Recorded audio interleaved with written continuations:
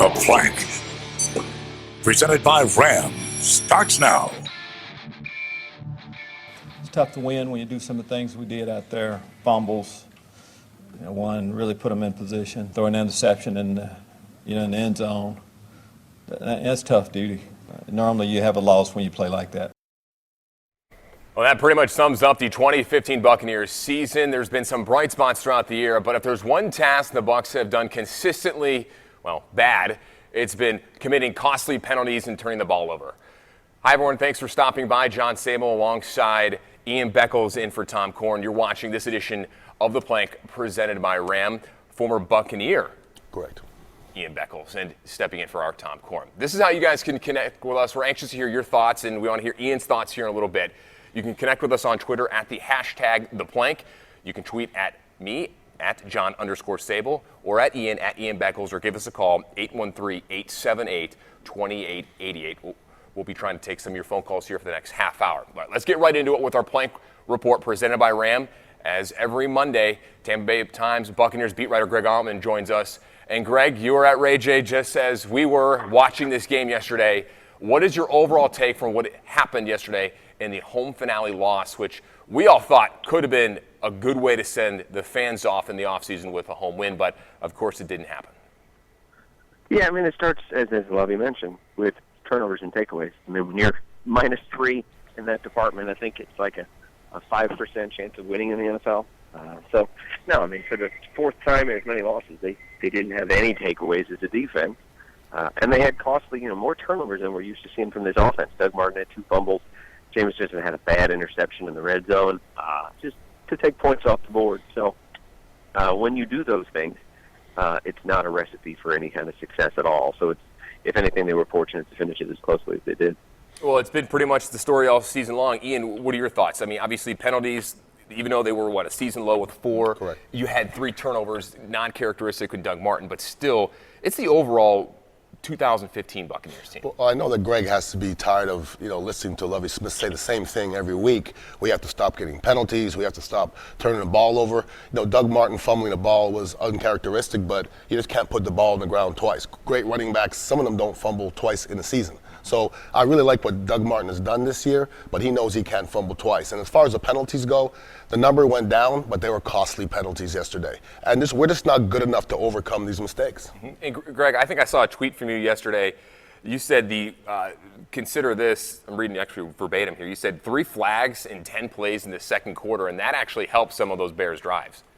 Yeah, I mean, it was a sequence there. I mean, they had a penalty that negated a first down on offense into Bears territory, and then obviously the huge one was Altron Werner getting a face mask penalty that negates a turnover that would have set him up in the red zone, and then they get a pass interference that puts them at the 1-yard line, which kind of takes away any hope of holding them to a field goal instead of a touchdown. So I mean, yeah, that's just, again, only 4 penalties. That's real progress, but 3 of them came at a really bad time, where instead of a 14-0 lead where you can run Doug Martin 25 times and control a game, it's a 7-7 game, and you're back to scratch, if you will.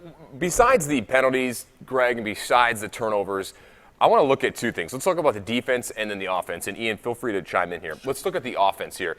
Jameis Winston maybe wasn't as sharp at some times. He obviously had that 1 interception in the red zone, first of his career. But I would like to think some of the play calling there with trying to get Doug Martin the ball even after the fumbles, and then not being able to connect in some of the receivers in crucial times also became a factor. Yeah, I mean, I think there was definitely a lot of talk about getting Doug Martin involved this week going into the game. Didn't have a lot of success early. I think he had negative yards in his first 4 carries total. But then kind of hit his stride. I mean, if you think about it, they had the lead after that first drive of the third quarter. I think Doug had maybe 5 for 28 on that drive. And then things got away. And that they can do a lot of things to stop moving the Bears started moving the ball and getting third down conversions, and things just got away from there. Well, I think personally that was one of the worst offensive games I've seen them play in a long time. If you look at Jeremiah George blocking the punt, we drove 4 yards on that play. That doesn't count. That's a special teams touchdown. Then we didn't score again the rest of the half. going into the last drive where we got the Hail Mary, we had another 7 points. So we really just scored 7 points offensively. Jameis Winston did not play well. There was pretty good pass protection all game long. The offensive line didn't run. The run blocking wasn't that great. But Jameis could have had 3 or 4 interceptions yesterday. He was lucky it was 1. And some of those balls were just lofted up there. And the one that he did throw, the Chicago rushed 3 players when he threw the ball right on the goal line. Greg, look at the defense here. What was your input or your thoughts on how they played? Obviously, Chicago's rushing attack fairly well, a lot better than we thought. Rushed on this defense 174 yards. Obviously, not 100% health-wise. A lot of guys plug and play, not the same players we're accustomed to seeing out there, but still another defensive game struggling. Yeah, the one thing this team has done well in the second half of the season is stop the run consistently. And I thought, you saw Tim Hightower run more than you expected him to for the Saints. I thought they held Gurley in check the previous game. But yeah, to let that team, they have 2 decent running backs in Langford and Forte, but to give up 186 yards, or whatever it was, 174, I think it's the most they had allowed by any team since the Texans in Week 3. It kind of gashed them. The time of possession, I think, was 37 minutes to 22 minutes. It just wasn't close at all. And that's why, as an offense, they have only, 54 offensive plays. So Adam Humphries has only 2 touches. And, Charles Sims, who had a pretty strong game, only had 4 carries for 45 yards.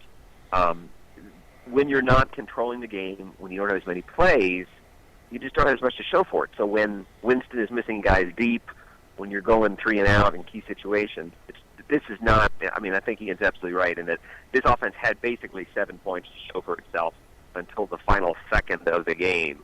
And they've done that too often. I think people get excited with that Eagles game when they put up a big number against a bad defense there.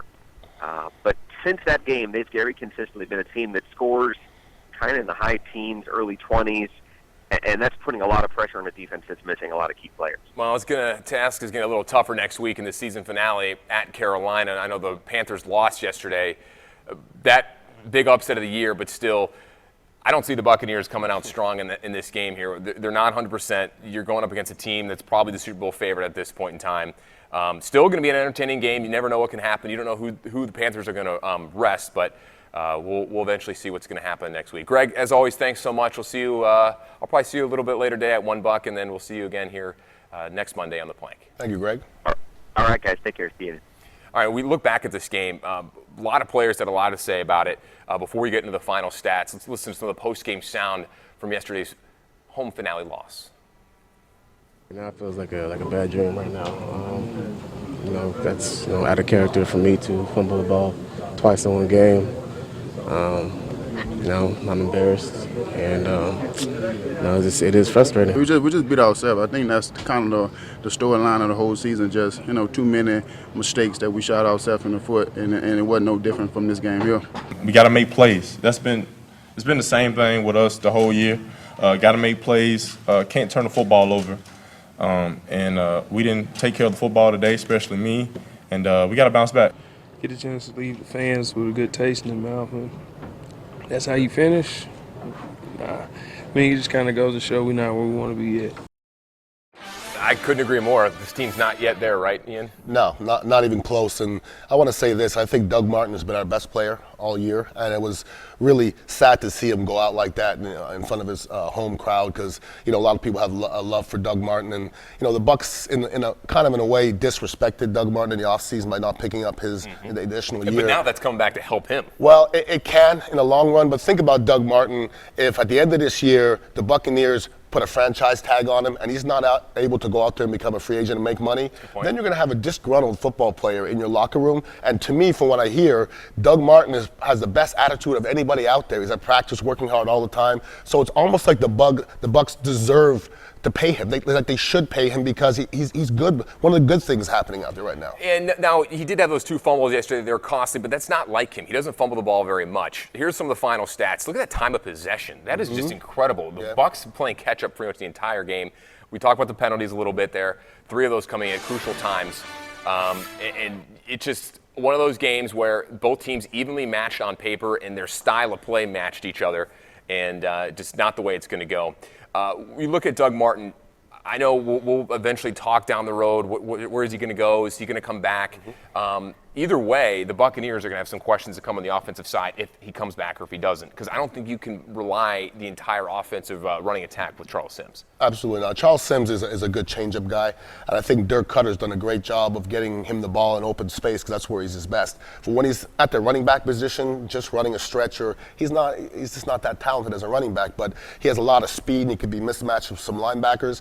And the tough thing with this year is, at the beginning of this year, we said, well, we're going to try to build around a team that has a rookie quarterback, so that's going to be a liability. Maybe our offensive line may be a little bit weak. And when you look back at the year, the offensive line and our quarterback were two of the brightest points, but we still lost a bunch of games. So some of the other pieces need to be changed, and I think the attitude of this team needs to be changed a little bit as well. And you look at the defensive side, a lot of question marks going into the season and who they're going to either pick up in free agency or the draft. But the remaining taste in the fans' mouths and in the team mouth right now, they did not get a win in the home finale. Demir Dotson and Mike Evans had some thoughts on that yesterday.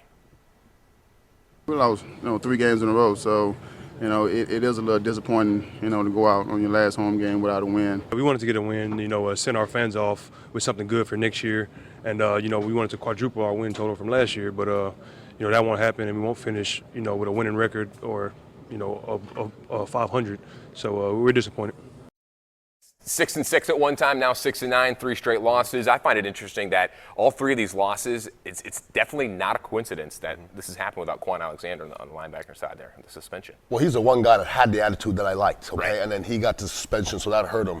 When the Buccaneers were 6-6, everybody was talking playoffs, and that's okay. But 6-6 equates to 8-8. Okay, right. So that doesn't bring it to the playoffs. And I think we won back-to-back games once this year. So we're not there. What scares me is, when Tony Dungy got here, that was my last year with the Buccaneers, we started off, we struggled, and I think the Buccaneers won 4 out of the last 5 games. So they were learning how to win.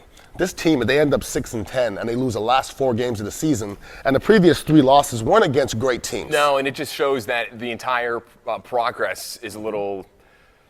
maybe overblown, a little inflated a little bit. Yep. We have Jim on the phone here from Newport Richie. Jim, I'm curious to hear your thoughts. First off, what are your thoughts? And then who would you like to walk the plank this week? Like Ian was saying, these guys, they just don't know how to win. I don't know if it's the coaching or just that there's still just a young team or whatever, but they just don't have that, killer, that killer instinct. The other day I was watching the Super Bowl DVD, and Keyshawn Johnson was talking to Sean King about, these are the type of games where USC plays, San Jose State, and we just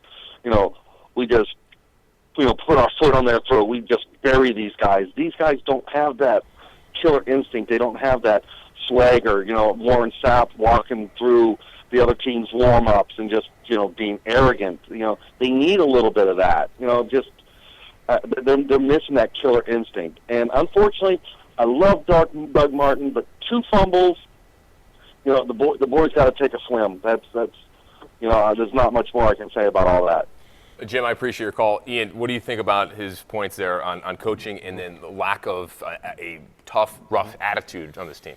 Well, sometimes coaching is overrated, okay? Because, I played 9 years in the league, and by the time I was in my 5th, 6th, 7th year, I didn't need that much coaching, okay? And we just don't have a lot of, real winners, okay? If you look at this team, we got a lot of young guys on offense. On defense, we have a lot of guys that have been here but have never really been exposed to a lot of winning. If you look at our team, how many playoff victories are on our team anywhere? And how many players in this team that have been here that are now captains on this team have never been to the playoffs? Well, and that's another thing. When you talk about captains, okay, your captain is the attitude of your organization. And I've been very critical of Gerald McCoy in the past, and I'm not going to stop because I grew up with Warren Sapp, okay? And whether you like Warren Sapp as a person or not, Warren Sapp, his attitude rubbed off on everybody. He just talked about Warren Sapp skipping through somebody's warm-ups. That was this end of the spectrum, and our end of the spectrum is our leaders picking people up off the ground. Now, you might say that's okay, but name me one other defensive leader in the history of football that would pick somebody off the ground. I mean, I don't know of any. Good point. I mean, I can't think of any. You need to have some type of arrogance, something that's going to push you over the edge. and that's going to rub off on your team, and that you can feed off of that. And I don't think there's anybody on this team that can do that. Well, I mean, Levante David is a very good football player, but he doesn't have the attitude, okay? Who's our Lawrence Taylor? Who's our Ray Lewis? Who's our Brian Urlacher? Even guys like Reggie White that I played against. You know, once again, Gerald McCoy yesterday had a sack. He makes some splash plays here and there, but if you really watch the film, when I watched it twice, they're running the ball directly at him most of the time. If you run the ball directly at Reggie White, you'll get 0 yards. So that one splash play is great, but it doesn't make you great as a defense. It doesn't, and there's a lot more this defense needs to come. And I like your point about Levante David. Great guy, great football player. Some may say he could be too nice on the field a little bit. We have another phone call. Bruce from Tampa. Hello, Bruce. How you doing? Hey, John. How are you? I'm a part-time Buffalo resident, part-time Tampa resident. Hey, I was at the game yesterday, and during the game, the question I had as I watched Jameis Winston, I know he redshirted his 2012 season, played 2 seasons for Florida State. You just wonder if, in fact, I'd like your opinion, if he stayed in college, do you think that Florida State would be playing for the national championship right now? Ooh, that's a good point. Ian, you want to take that? Yeah, I'll take it. First of all, I think Florida State was ready for him to leave. I mean, that's not trying to be mean. I agree. It's funny you say that because I've been saying that for a while. Yeah, I heard Bobby Bowden say it. Like, okay, he was an embarrassment. Like, great football player, but there was just too much drama around it. If he was still there, I don't know if he'd make it. I mean, you could do a lot of things as an NFL football player. And let me say this, too. A lot of the things, other than the allegations, a lot of the other stuff was just stuff that everybody else does. But because he's Jameis Winston, everybody made it a big deal. Everything got magnified. I think, too, when you look at Jameis Winston, I think he hit that ceiling in college. There's only so much you can learn on the field, accomplish. I mean, I think he had to come out. Florida State, obviously, well, look what happened this year. Look at their quarterback play. Everett Golson's not even playing in the Peach Bowl coming up here due to personal reasons, but he didn't live up to the expectations either. So Winston definitely could be Offensive Player, Rookie of the Year. We'll see what's going to happen here in the next last week, and Todd Gurley obviously in that conversation as well. So still to come here, a lot more to get to go here on the plank. We're going to get Ian's thoughts coming up here on the Panthers game. We still want to know who you want to walk the plank. Remember, you can tweet at us at John_Sable or at Ian Beckles. We'll be taking more of your phone calls here for the next 20 minutes at 813-878-2888. We'll be right back.